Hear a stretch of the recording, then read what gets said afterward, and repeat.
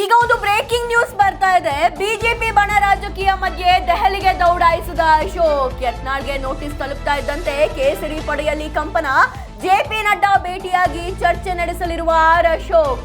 ಶಿಸ್ತು ಸಮಿತಿ ಮುಂದೆ ಹಾಜರಾಗಿ ನೋಟಿಸ್ಗೆ ಯತ್ನಾಳ್ ಉತ್ತರ.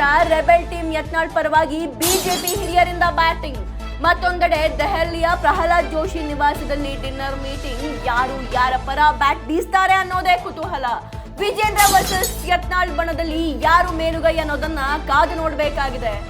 ರಾಜ್ಯ ರಾಜಕೀಯದಲ್ಲಿ ಬಿಜೆಪಿಯಲ್ಲಿ ಬಣ ರಾಜಕೀಯ ಶುರುವಾಗಿದೆ. ಈ ಮಧ್ಯ ಅಶೋಕ್ ಅವರು ದೆಹಲಿಗೆ ದೌಡಾಯಿಸಿದ್ದಾರೆ.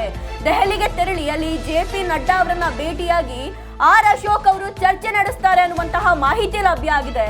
ಇತ್ತ ಯತ್ನಾಳ್ಗೆ ನೋಟಿಸ್ ತಲುಪ್ತಾ ಇದ್ದಂತೆ ಕೇಸರಿ ಪಡೆಯಲ್ಲಿ ಕಂಪನ ಶುರುವಾಗಿದೆ. ಶಿಸ್ತು ಸಮಿತಿ ಮುಂದೆ ಹಾಜರಾಗಿ ನೋಟಿಸ್ಗೆ ಯತ್ನಾಳ್ ಅವರು ಉತ್ತರವನ್ನ ನೀಡಲಿದ್ದಾರೆ ಅನ್ನುವಂತಹ ಮಾಹಿತಿ ಲಭ್ಯ ಆಗಿದೆ. ಈಗ ರೆಬೆಲ್ ಟೀಮ್ ಯತ್ನಾಳ್ ಪರವಾಗಿ ಬಿಜೆಪಿ ಹಿರಿಯರು ಬ್ಯಾಟಿಂಗ್ ಮಾಡ್ತಾರಾ ಅನ್ನೋದನ್ನ ಕಾದ್ ನೋಡ್ಬೇಕಾಗಿದೆ. ಮತ್ತೊಂದೆಡೆ ದೆಹಲಿಯ ಪ್ರಹ್ಲಾದ್ ಜೋಶಿ ನಿವಾಸದಲ್ಲಿ ಡಿನ್ನರ್ ಮೀಟಿಂಗ್ ಆಗಿದೆ. ಯಾರು ಯಾರ ಪರ ಬ್ಯಾಟ್ ಬೀಸ್ತಾರೆ ಅನ್ನೋದೇ ಕುತೂಹಲ.